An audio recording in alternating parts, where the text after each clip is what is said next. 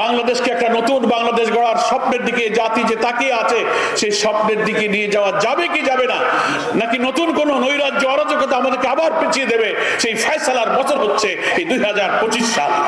ফলে ইমাম এবং খতিবরা আমরা যেখানে থাকবো আমাদের এই লক্ষ্যটা সামনে রাখতে হবে। এই সুবিচার কোনো ব্যক্তির হতে পারে না, কারণ মানুষ ভুল করতে পারে, মানুষ শয়তান দ্বারা প্রভাবিত হতে পারে, মানুষ পক্ষপাতিত্ব করতে পারে। সে জাস্টিস, সে ইনসাফ তার কাছে নেই। ইনসাফ আছে মানুষের স্রষ্টা মহান আল্লাহ তাআলার কাছে। আর কোরআনই হচ্ছে সেই ইনসাফের বিধান, কোরআনই হচ্ছে নির্ভুল জ্ঞানের উৎস। সেই কোরআনের ভিত্তিতেই ইসলামের যে কল্যাণ রাষ্ট্র, ইসলামের যে বিউটি, ইসলামের যে ওয়েলফেয়ার, সেটা কোরআনের ভিত্তিতে রচিত কোন রাষ্ট্রের মধ্যেই সেই জাস্টিসের রাষ্ট্র, কল্যাণ রাষ্ট্র প্রতিষ্ঠিত হতে পারে। যে এই যে 25 সাল শুরু হলো, বাংলাদেশের সমাজ, রাজনীতি, একামতে দ্বীনের মহান আন্দোলনের জন্য এই 25 সাল কিন্তু একটা টার্নিং পয়েন্ট।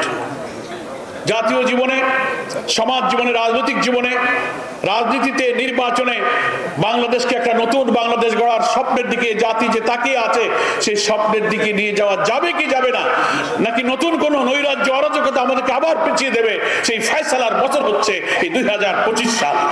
ফলে ইমাম এবং খতিবরা আমরা যেখানে থাকবো আমাদের এই লক্ষ্যটা সামনে রাখতে হবে যে একটি অবাধ, নিরপেক্ষ, গ্রহণযোগ্য নির্বাচনের মধ্য দিয়ে জনগণের নির্বাচিত প্রতিনিধির কাছে ক্ষমতা হস্তান্তরের মাধ্যমে জনগণের অধিকার প্রতিষ্ঠা করে মানুষের আশা আকাঙ্ক্ষা পূরণ করব। তারপর আমাদের সেই স্বপ্নের বাংলাদেশ, যে বাংলাদেশের মধ্য দিয়ে একটি কল্যাণ রাষ্ট্র, ইসলামের সৌন্দর্য, যেটা আল্লাহ তাআলা আসমান থেকে নাজিল হওয়া নির্ভুল জ্ঞানের যে ইনসাফের বিধান, যেটা আল্লাহ তাআলা কোরআনে সূরা হাদীদের মধ্যে উল্লেখ করে বলেছেন, লাকাদ আরসালনা রুসুলানা বিল বাইয়িনাতি ওয়া আনজালনা মাআহুমুল কিতাবা ওয়াল মিজান লিয়াকুমান নাসু বিল কিসত ওয়া আনজালনা double million offer Walton fridge কিনে পেতে পারেন 20 লক্ষ টাকা, রয়েছে কোটি কোটি টাকার নিশ্চিত উপহার। হাদীদ ফিহি বাসুন শাদীদ ওয়া মানাফিউ লিন-নাস।